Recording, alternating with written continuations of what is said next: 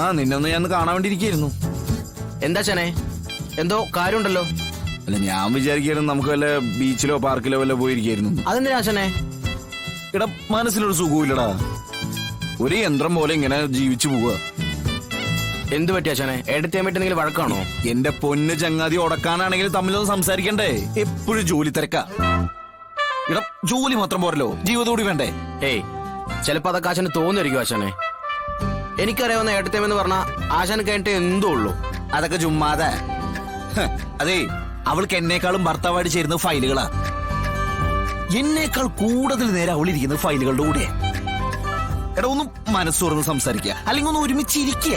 എടാ പണ്ടത്തെ പോലെ ആളെ കിട്ടണ്ടേ? 24 മണിക്കൂർ ഫയലിന്റെ ഫയൽ.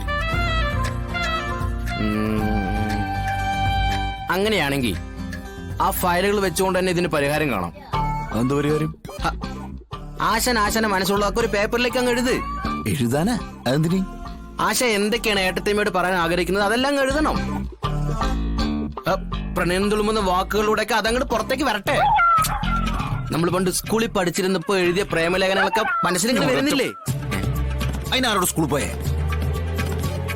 എഴുതാനും വായിക്കാനും പഠിച്ചിറങ്ങുന്നതിന് മുമ്പേ അത് നിർത്തിയില്ലേ? അത് നിനക്ക് അറിയണമല്ലേ? പുറത്തെ മനുഷ്യനെ അതും പറഞ്ഞ് ഓർമ്മിപ്പിക്കാൻ വേണ്ടിട്ട്. ഇങ്ങോട്ട് കാണിച്ചേ.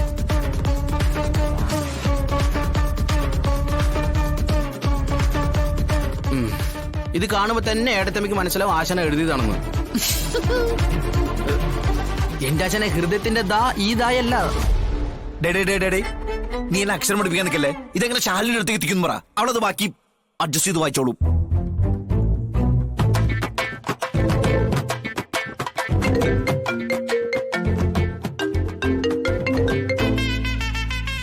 ഹലോ ആശനെ, ആ ഫയലുകളെല്ലാം കാട്ടേണ്ട മേശപ്പുറത്തേക്കുള്ളതാ. അതിലേതെങ്കിലും ഒന്നിനകത്ത് ഈ കത്ത് വരണം. ഏട്ടത്തമ്മി കത്ത് വയ്ക്കാൻ യോഗം ഉണ്ടെങ്കിൽ അതിനുള്ള വഴിയും നമ്മുടെ മുമ്പിൽ തെളിഞ്ഞു വരും.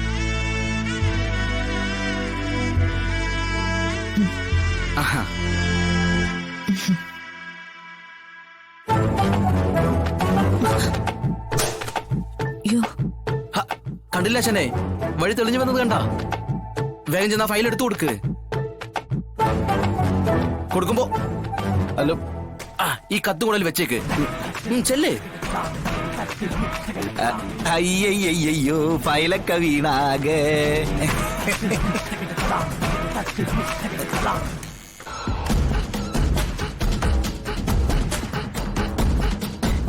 സൂക്ഷിക്കണ്ടേ, ഇത് എത്ര വിലപ്പെട്ട ഫയലുകളാണ് ഇത്. അല്ല ഞാൻ കൊണ്ടുകൊടുക്കണോ? നിങ്ങൾ തന്നോളൂ. ഇത് എനിക്ക് കൊടുക്കാവുന്നതേ ഉള്ളൂ. സൂക്ഷിച്ചു കൊണ്ടുകൊടുത്തോളൂ. ഇത് സൂക്ഷിച്ചു കൊണ്ടുകൊടുത്തോളൂ. മാഡത്തിന് എന്നെ കൊടുക്കണേ.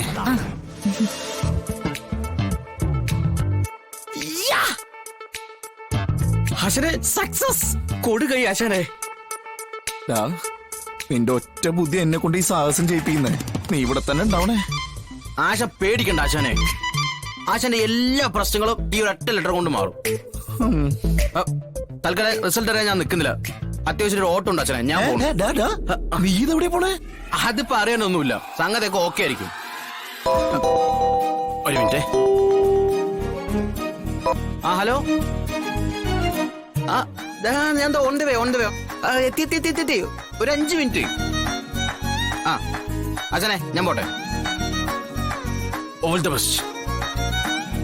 ഹൃദയ സരസിലെ പ്രണയ പുഷ്പമേ. ഞാൻ പോട്ടെ.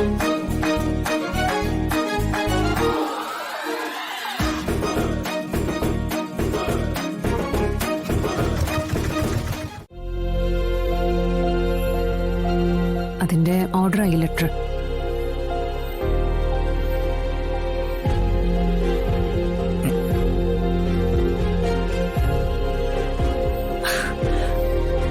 ശരി. അല്ല ഈ ലെറ്റർ 2 മാസം പെട്ടെന്നങ്ങ് പോയല്ലേ? താൽക്കാലിക വേക്കൻസി ആയിരുന്നല്ലോ, അത് തീർന്നു. ഇനി വിഷ്ണുവേട്ടൻ ഇവിടെ ജോലി തുടരണമെങ്കിൽ ഇതുപോലെ ആരെങ്കിലും ലീവിന് പോണം. പോകുമ്പോ ആരാണോ ഇവിടേക്ക് ജോലി തന്നത് അവരോട് പറഞ്ഞിട്ട് പോയാ മതി. ഏതെങ്കിലും താൽക്കാലിക വേക്കൻസി വരുമ്പോ പറയും.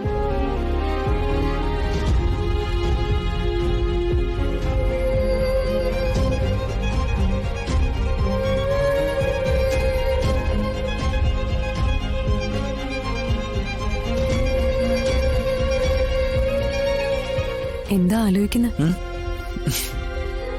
ജോലിക്ക് കയറുമ്പോ പ്രത്യേകം പറഞ്ഞിരുന്നാണല്ലോ താൽക്കാലിക വേക്കൻസിയാണ്, ലീവ് എടുത്ത് പോയ ആള് തിരിച്ചു വരുമ്പോ മാറിക്കൊടുക്കണമെന്നൊക്കെ. പറഞ്ഞത് മറന്നുപോയോ? ഏയ് അതൊക്കെ ഓർമ്മയുണ്ട്. ആ എന്നെ അയ്യോ താക്കോൽ ഇപ്പൊ എവിടെ വെച്ചേ?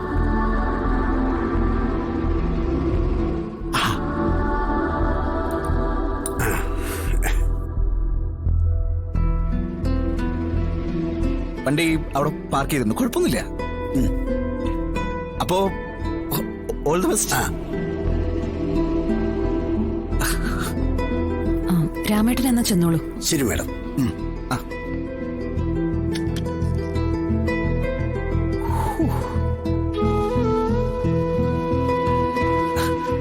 അറിയാവുന്നതാണ്, മനസ്സിനെ പറഞ്ഞ് പഠിപ്പിച്ചിരുന്നു. നല്ല പെട്ടെന്ന് കേട്ടപ്പോ ഒരു വിഷമം പോലെ. അത് സാരില്ല, അത് മാറിക്കൂടും. അപ്പൊ എന്നാ വരട്ടെ കളക്ടർ മാഡം.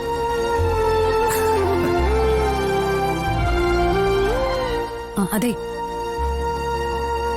കണക്കുകൾ എന്തെങ്കിലും സെറ്റിൽ ചെയ്യാനുണ്ടെങ്കിൽ അനുവിനോട് പറഞ്ഞാ മതി. അനു അക്കൗണ്ട്സിൽ പറഞ്ഞോളൂ. ഇവിടുത്തെ കണക്കുകളൊക്കെ ശരിയാ, തെറ്റിയത് എന്റെ കണക്കുകളാ.